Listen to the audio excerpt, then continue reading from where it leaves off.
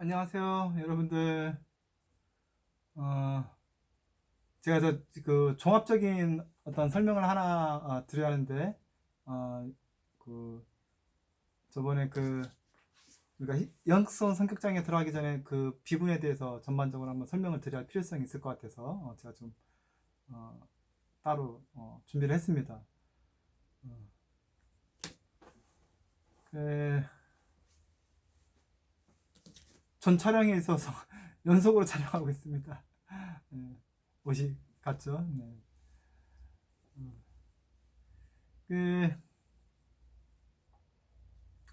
그러니까 우리가 비군을 먼저 배우기 때문에 비군에 대해서 전반적인 특징을 여러분들 한번 제가 그 책에는 안 나와 있지만 설명을 한번 드리려고 하는 거죠. 비군이 여러분들 반사회, 연극성, 자기애성, 경계성 이렇게 네 가지 있다라는 거. 엔티소셜, 히스토닉, 나르시스틱, 보더라인 이렇게. 퍼스널리티 디소더 이거 PD라고 이렇게 그냥 줄여서 보통 뭐 병원 장면에서 이렇게 이야기합니다. 그 제가 이 네 가지의 미묘한 차이라고 여러분들 보이시죠? 그, 네. 죄송합니다. 그, 네 가지의 그 미묘한 차이. 그러니까 같은 B군이긴 한데, 같은 A군이긴 한데, 같은 C군이긴 한데, 미묘한 차이를 좀 알아두시는 것이 도움이 되는 거죠. 그래서 네 가지 미묘한 차이 중에 제가 몇 가지 한번 추려봤는데, 우리가 다른 시간에 자기 중심성이라는 원칙이 있었죠. 성격장애는 자기 중심성이 있다. 근데 자기 중심성이라는 용어는 B군에 보통 많이 해당합니다. 사실은 물론 A군도 있고 뭐 편집성 있는 사람들도 있고 사실은 그렇죠. 이제 B군에 제일 많이 해당하는 게 자기 중심성이고, 여러분들한테 아마 이제 응용해서 아마 퀴즈 같은 걸 나중에 뭐 어떤 거를 뭐 많이 낸다고 하면 이제 응용 과제를 내겠죠. 이해를 해서 풀 수 있는 예시를 제가 나중에 뭐 기말 정도든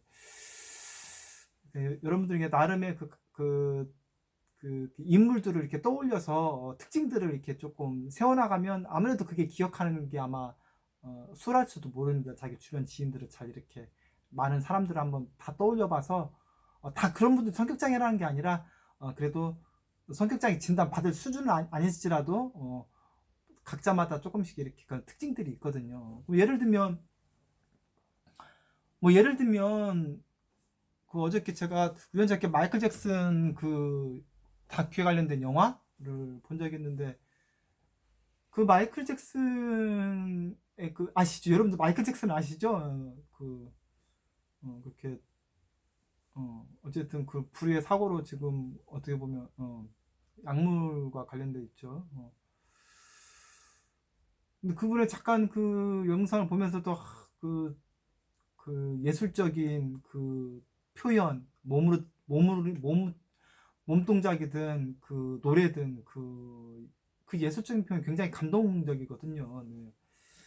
그 보면서 여러분들 수업 준비하기 전에 이제 요즘 준비하서 어저께 본 건데, 굳이 마이클 잭슨을 뭐 어디에 만약에 이 중에 보통 그래도 비군이겠죠. 이렇게 연극성이라는 것이 제가 설명했지만 좀 더 이렇게 아무 뭐꼭 탤런트가 많다 그렇게 얘기할 수는 없지만 그래도 연예인들이 그런 자질이 있어야겠죠. 연극적인 자질이요.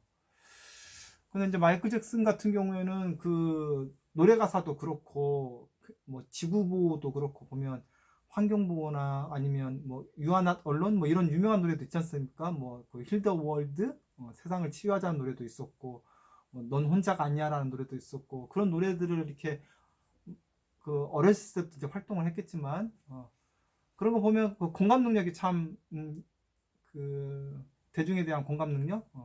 하지만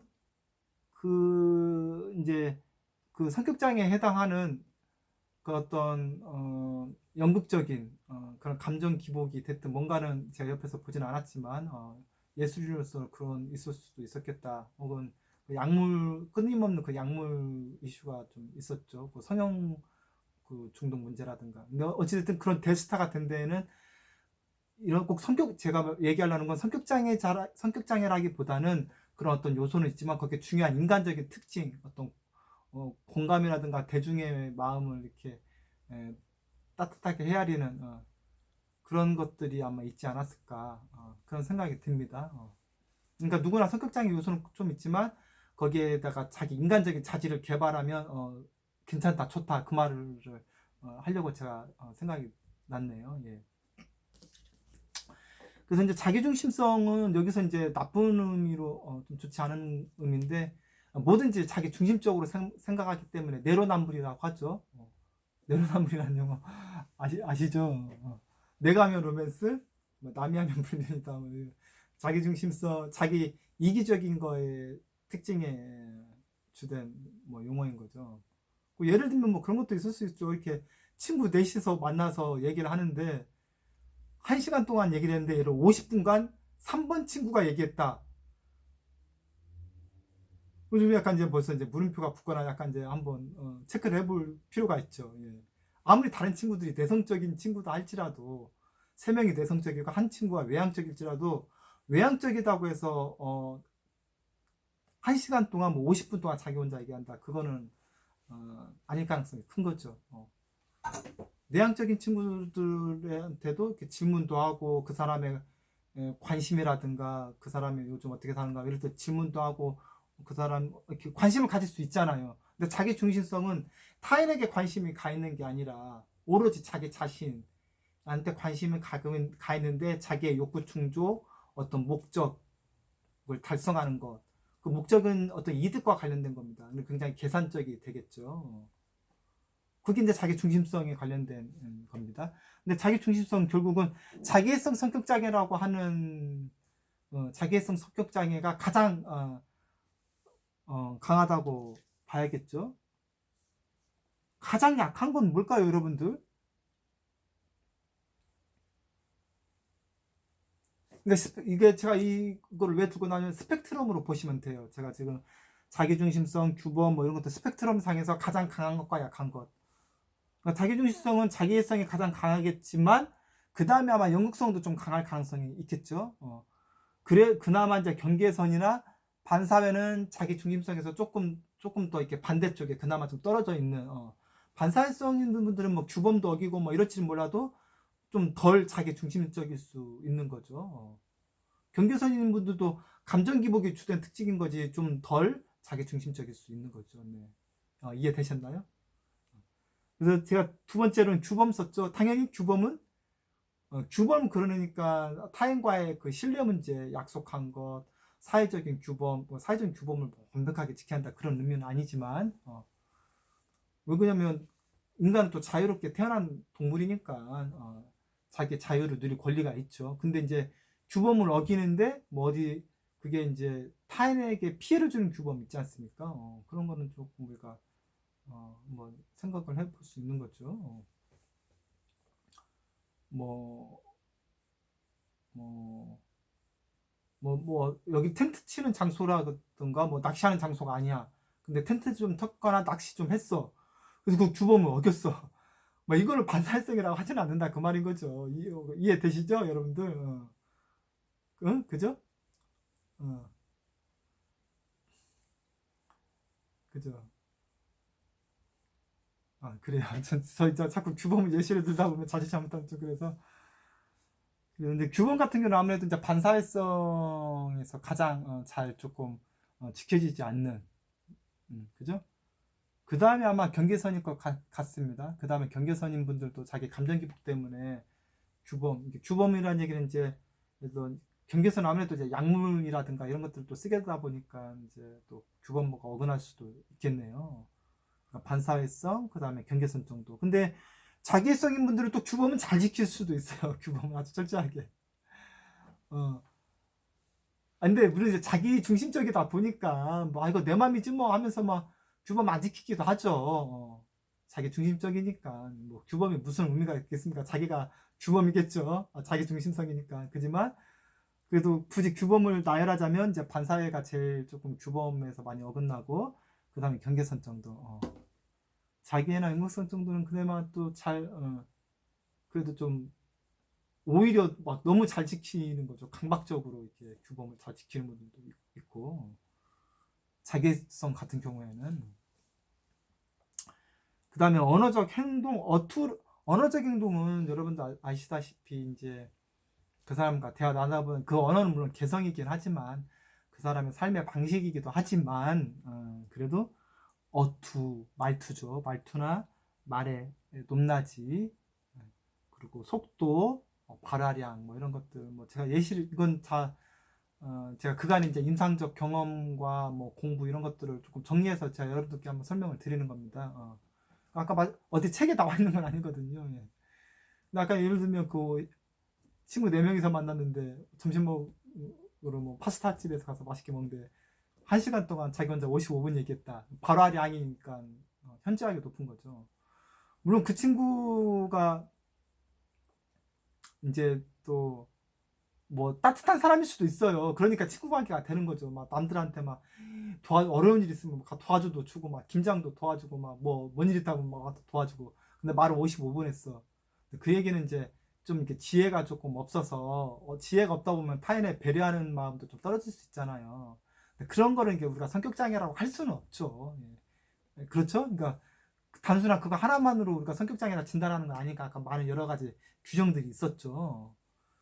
그러니까 이게 단서들을 여러 가지로 종합적으로 우리가 판단하는 거니까 그렇죠. 근데 발화량이라든가 너무 이게 자기 중심적으로 자기한테만 이렇게 관심이 맞춰져야 하는 건가, 초점한테 하는 건가, 혹은 뭐 어투 같은 것도 보면 뭐 타인을 이렇게 조금 비하하는 별거 아니라는 듯이 뭐 타인이 이룬 뭐 성공이나 노력 같은 거를 뭐 그 정도야 뭐 누군가 다 한다든가 뭐 이렇게 뭐 작은 성공이 됐든 그렇죠? 우리가 뭐 격려하거나 이게 격려 방식이라기보다는 뭐 이렇게 좀 별거 아니다든 듯이 이렇게 그러니까 사람을 어떻게 보면 이렇게 내려보는 경향성이 많죠. 언어적 행동에서 그렇죠? 그래요. 근데 물론 이제 속도나 고저가 딱 맞을 수는 없지만 그래도 이제 근데 언어적 행동에서 어찌됐든 여러 가지 그 4가지 양상들을 한번 살펴보는 거죠. 어투가 타인을 비하하는 게 많으면 아무래도 자기애성 쪽으로 많이 가고 뭐 좀 여기 유혹이라고 하지만 어투가 막 유혹적이면은 뭐 연극성으로 많이 가는 거고 막 입에 막 이렇게 욕을 달고 살면 이제 경계선이나 반사회로 이제 가는 거죠. 자기애성인 분들이 막 욕을 막 많이 하거나 그러진 않거든요. 근데 뭐 욕을 막 이렇게 진짜 달고 산다 이러면 이제 반사회나 경계선이 가능성이 있는 거죠. 예를 들면, 응? 그렇죠?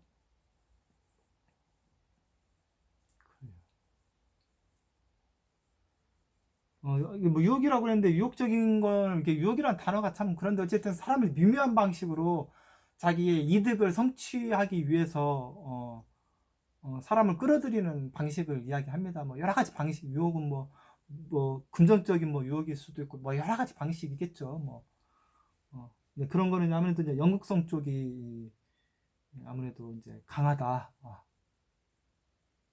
근데 이제 반사회성 쪽은 좀 유혹적인 거하고 좀 멀리 있겠죠. 그렇게 유혹적이라고 보기가 어렵죠.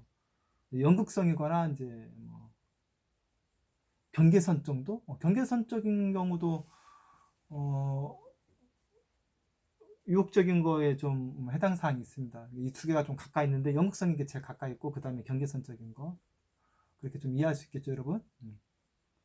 감정 기복. 감정 기복 같은 경우는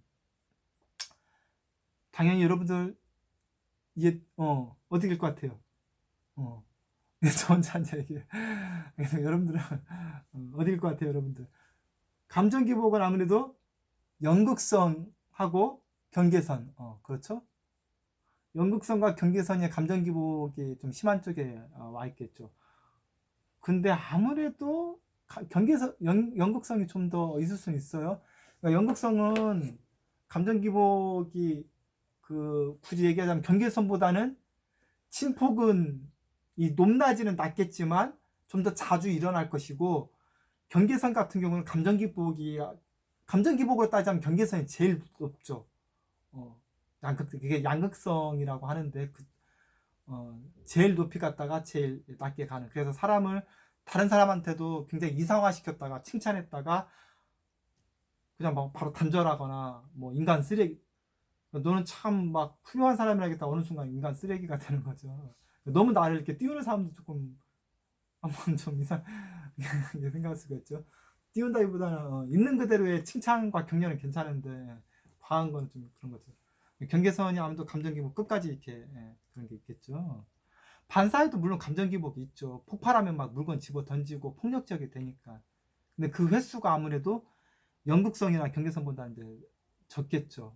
반사에도 물론 이제 폭발하니까 규범도 어기고 막 물건 던지고 막 폭발해가지고 사람과 싸우고 이런 거지 않습니까?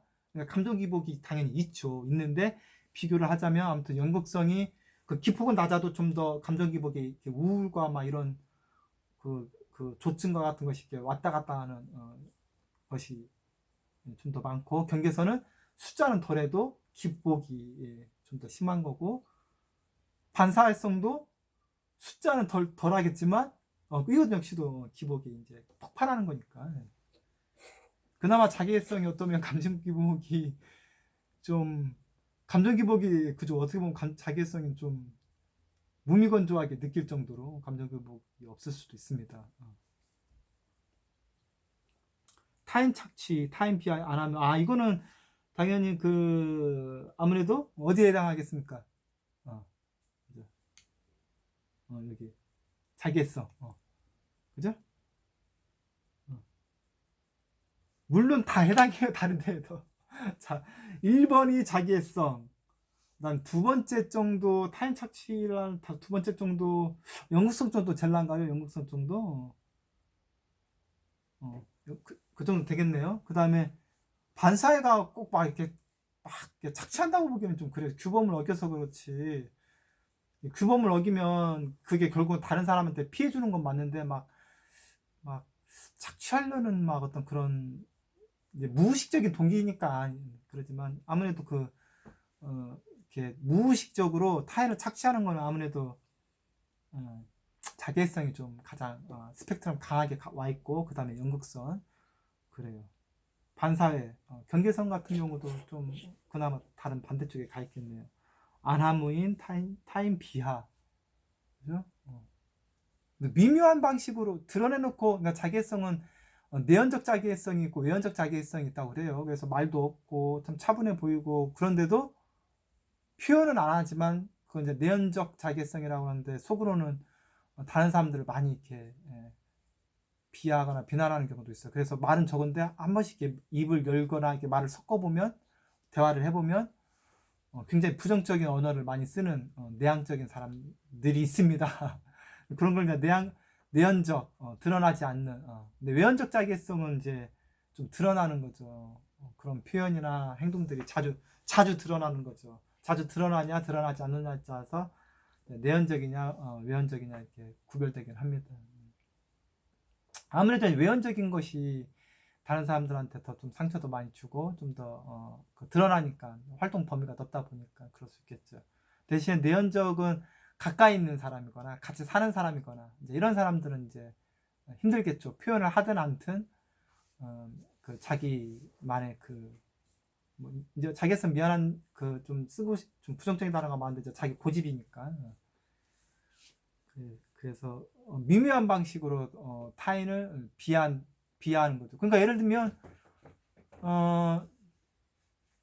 그러니까 그 우리나라 안 좋은 속담 중에 뭐 누가 땅을 사면 배가 아프다, 뭐 사돈이 아무튼 땅을 사면 배가 아프다 이런 속담이 있지 않습니까? 그러니까 남이 잘 되면, 그러니까 자기성인 사람들은 자기 중심이고 자기가 관심받아야 하고 사랑받아야 하기 때문에, 그게 물론 연극성으로도 넘어가지만 그러니까 자기가 관심받고 사랑받아야 하기 때문에 타인이 잘 되는 거에 대한 굉장히 그런 배 아픈 것, 타인에 대한 그 질투, 연극성도 마찬가지지만 어쨌든 자기성이 가장 심하다는 거죠. 그래서 친구끼리도 뭐 오랫동안 알고 왔던 친구가 됐든 뭐 가까이 지냈던 사람이 됐든 뭐 누가 자격증을 땄다든가 뭐 시험을 봐서 자격증을 합격했다든가, 여러분들 친구 중에서 뭐 운전면허 시험을 합격했다든가, 뭐 예를 들어 운전면허 시험 별거 아닌 것 같아도 어쨌든 돈도 들이고 시간도 들여야 하지 않습니까? 그러면은 나 합격했어, 운전면허 땄어, 내가 오늘 뭐 저기 칼국수 내가 살게, 뭐 아니면 뭐 김치볶음밥 내가 살게, 뭐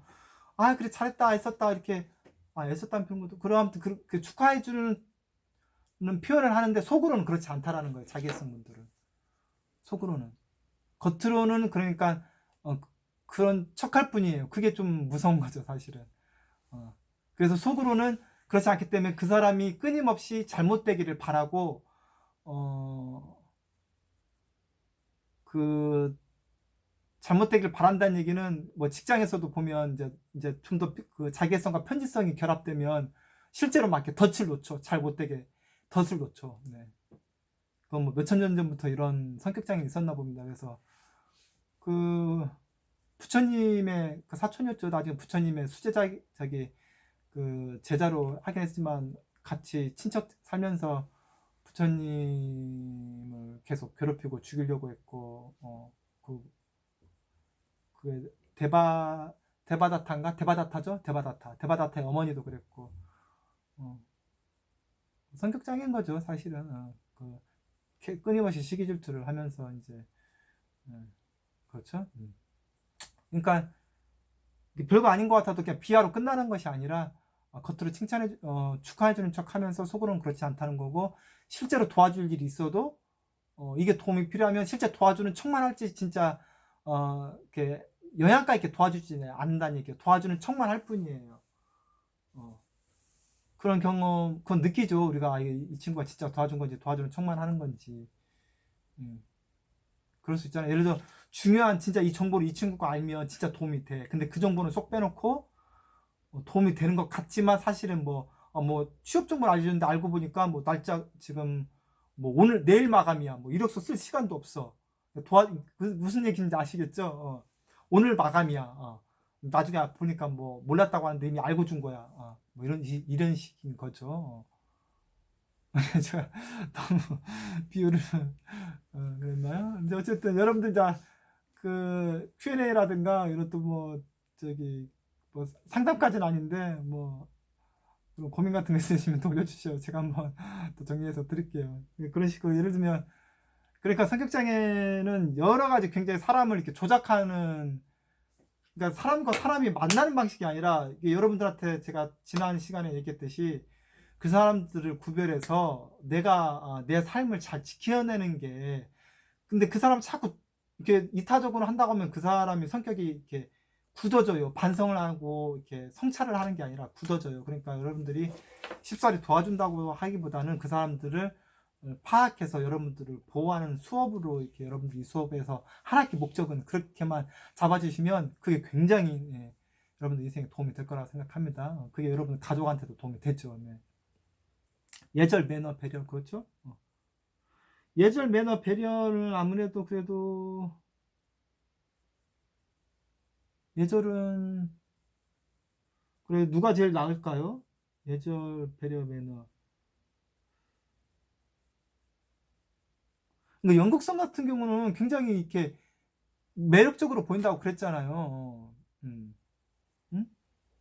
초반에만, 초기에만, 그렇죠? 예절도 잘 바르고 매력적이고 그렇죠. 근데 겪어보면 굉장히 공허하다는 것이죠. 자기애성인 분들도 뭐 또 예절도 괜찮고 그래 보이죠. 그렇게 보이죠. 예. 근데 겪어보면 매너나 배려가 전혀 상식 바뀌죠. 전혀 없는 거죠. 타인을 배려했다면 그렇게 자기 중심적으로 일처리를 할 수 없어. 그러니까 예를 들면 10명이서 회의를 해서 결정이 됐다고 치죠. 근데 그 중에 자기애성이 있다고 치죠. 그럼 그 한 명이 나중에 다른 소리, 뒤집는 얘기를 합니다. 그 9명이 10명이 같이 합의한 내용을 합의한 적이 없다든가 아무튼 다른 어떤 더 힘 있는 사람을 이용해서 그 합의한 거를 깨게 한다든가 뭐 예를 들면 그런 식이에요. 그러니까 타인에 대한 배려나 매너는 자기 중심적이니까 자기가 세상의 중심이다 그 말입니다. 법이든 뭐 윗사람이든 아랫사람이든 다 자기 중심인 겁니다. 윗사람도 없고 아랫사람도 없습니다. 이분들은. 근데 만약에 내 아랫사람이 자기 중심성이다 그러면 여러분들 정상인이면 자기 아랫사람이니까 내 말 들어야 할 것 같잖아요. 그렇지 않죠. 여러분들 정상이라면 그 지혜를 키우면서 성격 장애를 이해하지 못한다면 오히려 아랫사람한테 착취당하죠. 예. 예. 그래요.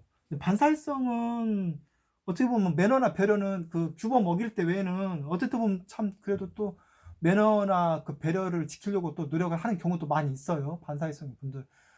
딱 사고 칠 때 빼고는 그또 매너 지키려고 노력해요. 반사회성 완전 심한 사람들 말하는 게 아닙니다.